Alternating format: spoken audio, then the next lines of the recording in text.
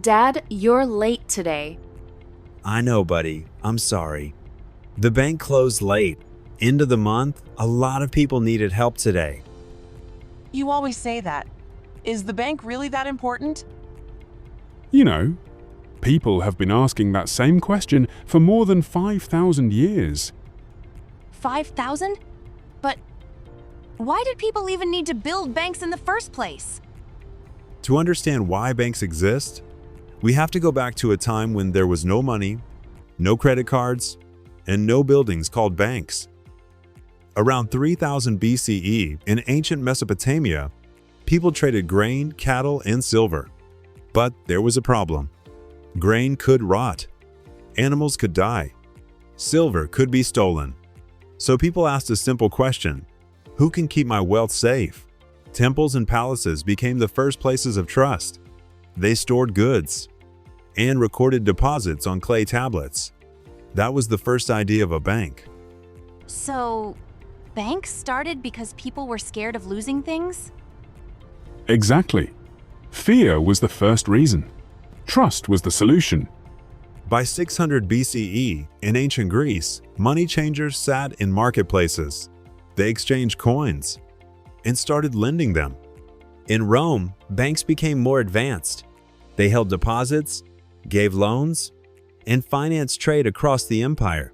But when the Roman Empire fell around 476 CE, trust collapsed, and many banks disappeared with it. So banks can fail too? Yes. When trust breaks, banks fall.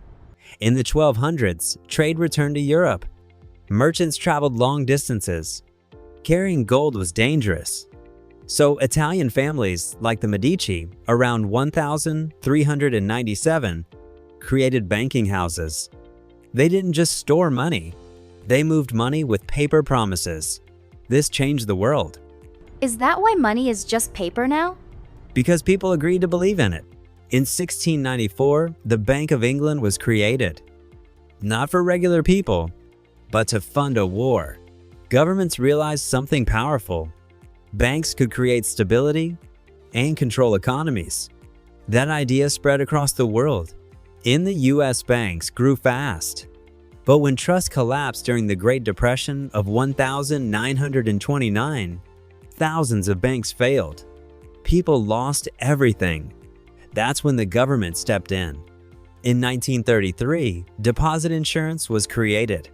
For the first time, people felt safe leaving money in banks again. So banks are supposed to protect people? That's the promise. Not always the reality, but the promise. Today, banks are no longer just buildings. They are apps, servers, and numbers on screens. Money moves across the world in seconds. Loans build homes. Savings fund dreams. But the reason banks exist has never changed. Banks were created because humans needed safety, trust, and a system bigger than any single person. Without banks, modern civilization would slow down or stop.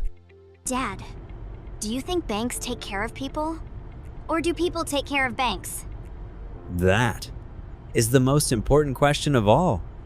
Dad, do you think other people would like listening to our conversations? Maybe. And if they did, they could stay with us for more.